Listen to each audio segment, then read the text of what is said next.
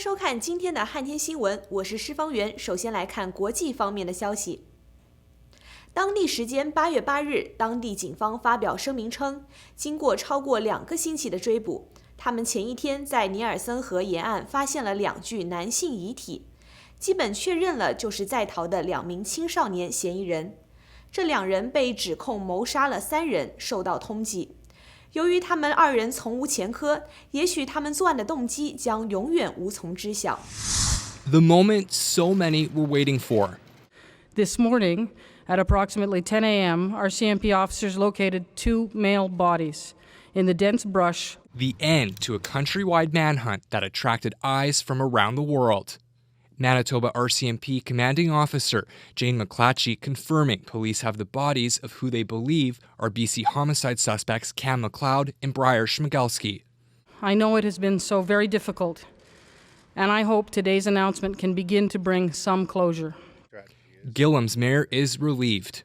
Well, just an absolute sense of relief that there's going to be some closure for the communities of Fox Lake and Gillam right now. That's an immediate sense that I felt, but on a secondary level, I immediately started to feel for the victims' families.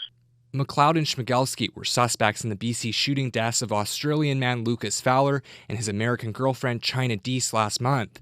And the men were charged with second-degree murder for the killing of 64-year-old University of British Columbia lecturer Leonard Dick. RCMP officers on foot patrol found the bodies Wednesday morning. The remains were near the shoreline of the Nelson River, about 8 kilometers from where this burnt vehicle was found on July 22nd near the Fox Lake Cree Nation. Mounties are now waiting for autopsies to reveal how the suspects died and when. The RCMP have been in Gillam and surrounding areas for over 2 weeks, turning normally quiet northern Manitoba communities upside down as a massive manhunt for the suspected killers got underway. Police brought in backup from out of province, a drone, crisis negotiators, tactical officers, air support from the military, and the canine unit. But the trail seemed to go cold until last Friday. That's when a jet boat operator thought he saw a sleeping bag downstream on the Nelson River. He says he then called Mounties who spotted evidence. Yeah, they were on their way out to pick up the evidence out at the coast there, and that's when they flew over the rapids and seen the boat. We knew that we needed just to find that one piece of evidence that could move this search forward. Now that the bodies have been found, the big question is what triggered this killing spree and how the suspects were able to evade police for so long. Austin Grabish, CBC News, Winnipeg. 近日，英国新任外交大臣拉布与国际贸易大臣特拉斯继续在美国首都华盛顿的访美行程。他们与美国国务卿蓬佩奥进行了见面，并出席联合记者见面会。专家分析，英国希望加速达到脱欧后与美国的双边自由贸易协议。现在，英国政府与美国的关系似乎正在重新升温。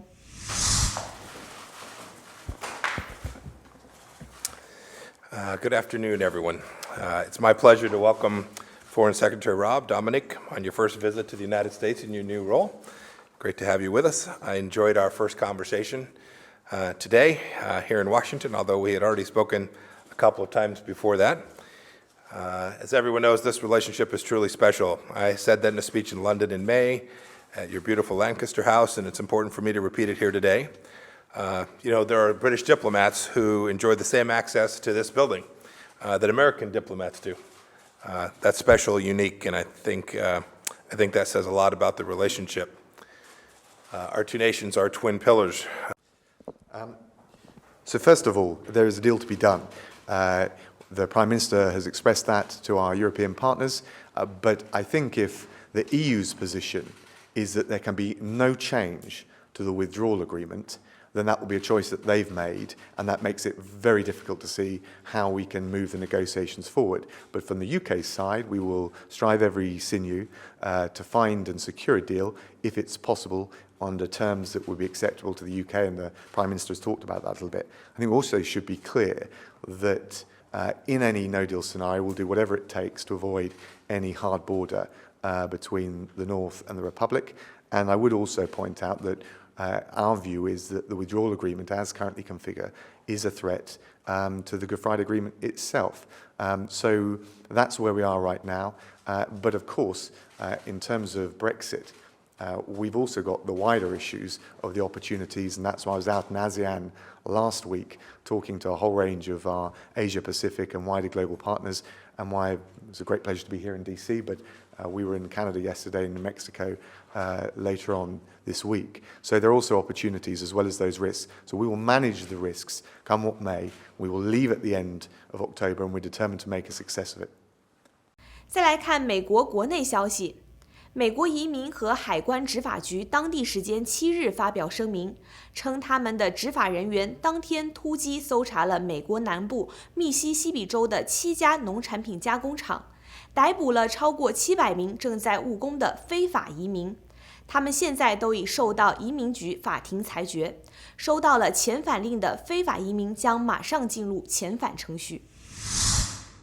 Buses full of detainees, all captured in what a Mississippi official says might be the largest single-state immigration enforcement operation in U.S. history. Now, while we are a nation of immigrants, more than that, we are first and foremost a nation of laws. Immigration officials took about 680 people into custody at 7 food processing plants in 6 communities in the central part of the state. We do have a lot of immigrants here in Canton.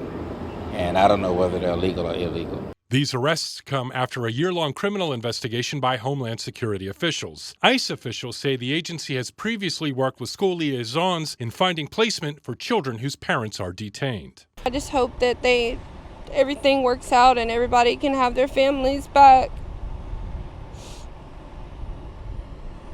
Because this is a very hard time for everybody. Pico Foods, Inc., the company that owns a number of facilities where the arrests were made, said in a statement that it's cooperating with officials. I'm John Lawrence reporting. 田纳西州警方日前发布通告，希望当地民众提高警惕，注意安全。在他们监狱中关押的一名嫌犯越狱，并导致了一名监狱工作人员的死亡。现在警方正在大规模搜索这名越狱犯的下落。他曾犯有重罪，很有可能在逃期间对民众安全造成危害。A manhunt is on for Curtis Ray Watson. This is a serious situation, and we ask the public to stay vigilant, stay aware. We need to get this dangerous individual into custody. The 44-year-old escaped the West Tennessee State Penitentiary Wednesday. His absence discovered after a longtime employee was found dead. Correctional Administrator Deborah Johnson was found in her residence, deceased at the West Tennessee State Penitentiary. There was indication in her residence that foul play was involved. Johnson's career with the state's Department of Corrections started in January 1981. Ms. Johnson served in numerous positions in the Department of Corrections across the state, including correctional sergeant, deputy warden, and most recently as the correctional administrator for the West Region. After Johnson's body was found Wednesday morning, a prison lockdown went into effect, and that's when officials noticed Watson was gone. Rest assured that we will find this offender and bring justice to the family of Deborah Johnson. Watson was serving a 15-year sentence for especially aggravated kidnapping. His current sentence was set to expire in 2025. If you spot Curtis Watson, do not approach him. Call 911. He is to be considered dangerous. I'm John Lawrence reporting. 有目击者表示，周末在德州埃尔帕索枪击案中，枪手在选择目标时有针对性地面对拉丁裔人群。日前，记者采访了美国各地的拉丁裔民众，他们都表示对这一行为的谴责，以及对于生活在这种社会环境中给自己带来的惶恐与不安。Some 2,200 miles from El Paso, Hispanics in Long Island, New York say they are living in fear. Saturday's attack targeting migrants in El Paso reverberated across minority communities throughout the country, including here in the city of Brentwood, New York, not far from where there was a series of attacks targeting Hispanics a decade ago. Where Maria Magdalena Hernandez worries Salvadoran immigrants such as herself could also become the targets of white nationalists. What's changed in the last few days? Is there more fear? Para mí sí. Hay un temor y hay un temor en la comunidad. For me, there's an increased fear, says Hernandez, adding, we may not talk about it, but it's definitely palpable in and around our communities. We deserve dignity, respect, and peace. Hernandez's feelings were shared by many we spoke to, including her co-worker Javier Guzman. He was trying to kill immigrants. That's why he went all the way down to the border. So that's scary. Guzman, an organizer with Make the Road New York, which helps migrants, says this concern has been heavy on the minds of the families he helps. We've seen a lot of fear in the community because of that, and because it's real now. You know, it's not like we can connect those dots, and people know that they're in danger just because of the color of the skin. It's also personal for Latinos on the West Coast. Pero sobre todo cuando pasan estas situaciones, en verdad nos preocupa porque when things like this happen, we get more worried and we can't remain calm, says Jose Sanchez, a Mexican native living in LA. This week, President Trump called on the nation to condemn the racism and white supremacy espoused by the El Paso shooter. For many, it fell short. These sinister ideologies must be defeated. Hate has no place in America. The president did not acknowledge that some of the racist words that police believe the shooter posted online actually echoed the president's own words. In an online manifesto, police say the killer rambled about a, quote, Hispanic invasion of Texas. You look at what's marching up, that's an invasion. Our country's full. We're full. How do you stop these people? You can't. There's no... That's only in the panhandle you can get away with that statement. The president's words, some say, help fuel racism, embolden white supremacists, and create a climate of fear among the nation's nearly 60 million Latinos. Back at the scene of the deadliest attack on the Hispanic community in years, the shock and the grief are still raw. We're being attacked, and our government needs to step in. If not, the people here will step in. Others are putting their message in writing. At the ever-growing makeshift memorial, 3 little girls said they were American citizens and the daughters of Mexican parents. We're afraid to go outside, they wrote to the president. We hope you read this message. God bless you.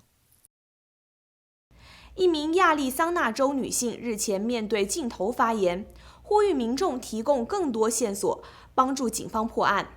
她说，自己的丈夫，一名71岁的老人，上周作为 Lyft 司机在工作时被子弹击中身亡，但嫌疑人至今还没有被抓获。She called him cowboy. I mean, he was my best friend. You know, I was a senior in high school. He was in college. That was 5 decades ago. Well, he was the best of the best. Frances Treadwell says her husband Harold lived out their wedding vows. Always there for me. I've been sick over the years. He's always taken care of me. July 28th, he was doing just that. Because it was our 52nd anniversary that day. We were going to go out to dinner and to the movie, into the Grand Canyon in a few weeks. At 12:30 in the morning, Harold was driving for Lyft near 32nd Street and Baseline to make some Grand Canyon money. The high school sweethearts talked on the phone. I love you, honey. Stay safe. And I always said stay safe. 5 minutes later, Harold was dead. A random bullet hit the great-grandfather. When we got the death certificate, it just said gunshot to head, homicide. You know, you just think you're in a nightmare, and you think, I'm going to wake up. Phoenix police spent hours at the scene Sunday, and many more since, but no arrests. There's no witnesses, and I just ask anybody, did you hear a shot? Did you drive by a car that was speeding? Did you see somebody acting weird? You know, police come forward. Every day has brought new pain. I keep thinking he'd go to see him walking down the driveway and walk in the back door, and I just... Frances knows, though, that won't happen. And I talk out loud. Where are you? I need you, you know. But she says one day they'll be together again, in heaven and their favorite place on earth. My son and our Will has to spread our ashes together in the Grand Canyon, so he's going to have to wait on me. 休息一下，马上回来。